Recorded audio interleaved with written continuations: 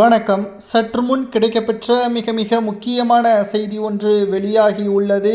பிரச்சாரத்தில் ஸ்டாலினை சுற்றி வளைத்த காவல்துறை.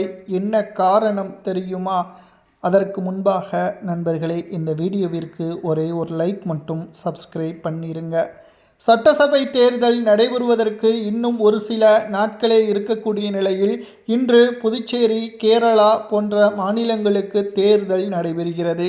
பிரச்சாரங்களின் பொழுது பிற மாநில தேர்தலை பற்றி பேசக்கூடாது.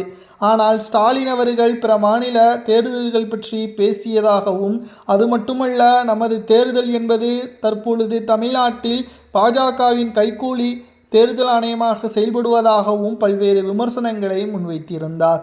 மேலும் இது தேர்தல் பிரச்சாரத்தின் விதிமுறைகளை மீறி செயல்பட்டதாக கூறி காவல்துறையினர் சுற்றி வளைத்து எச்சரிக்கை செய்துள்ளனர். இதுபோன்ற செயல்பாடுகளில் இனி தொடர்ந்தால் நிச்சயமாக பிரச்சாரம் ரத்து செய்யப்படும்.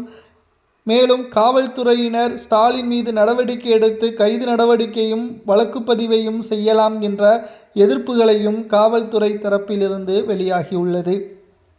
திமுகவிற்கு பயம் வந்துவிட்டது. இதற்கு மிக முக்கியமான காரணம் என்ன தெரியுமா? கடந்த 2021 சட்டசபை தேர்தலில் 234 தொகுதிகளில் 3.5% வித்தியாசத்தில் திமுக அதிமுகவை தோற்கடித்து ஆட்சியை கைப்பற்றியது. இந்த தேர்தலில் தோல்வியடைந்த அதிமுக மிகப்பெரிய தோல்வியா என்று கேட்டால் நிச்சயமாக கிடையாது. வெறும் 3.5 லட்சம் வாக்குகள் வித்தியாசத்தில்தான். தற்பொழுது புதிதாக விஜய் அவர்களது அரசியல் பயணம் தொடங்கப்பட்ட நிலையில் தற்பொழுதே 15 முதல் 20% வாக்குகள் விஜய் அவர்களுக்கு இருப்பதாகவும் கூறப்படுகிறது. இது யாருக்கு சாத்தியம்? நிச்சயமாக அதிமுகவிற்கு மட்டும்தான் சாத்தியம். ஒருபோதும் ஸ்டாலின் அவர்களால் இந்த முறை வேட்பாளராக களத்தில் இறக்கப்பட்ட திமுகவும் திமுகவின் கூட்டணி கட்சிகளும் படுதோல்வியே தழுவும் என்ற தகவல்கள் வெளியாகியுள்ளது. தேர்தலில் தோல்வி அடைந்து விடுவோம் என்ற அச்சத்தின் காரணமாக ஸ்டாலின் அவர்களது பிரச்சாரம் இப்படி இருக்கிறது. ஒருவேளை திமுக ஆட்சியை இழக்கக்கூடிய நிலைமைக்கு வந்தாலும் கூட விஜய் அவர்கள் வேறு வழியில்லாமல் அதிமுகவின் தலைமையேற்று துணை முதல்வர் பதவியோ சில அமைச்சர்கள் பதவியோ கேட்டு பெற்றுவிடுவார்.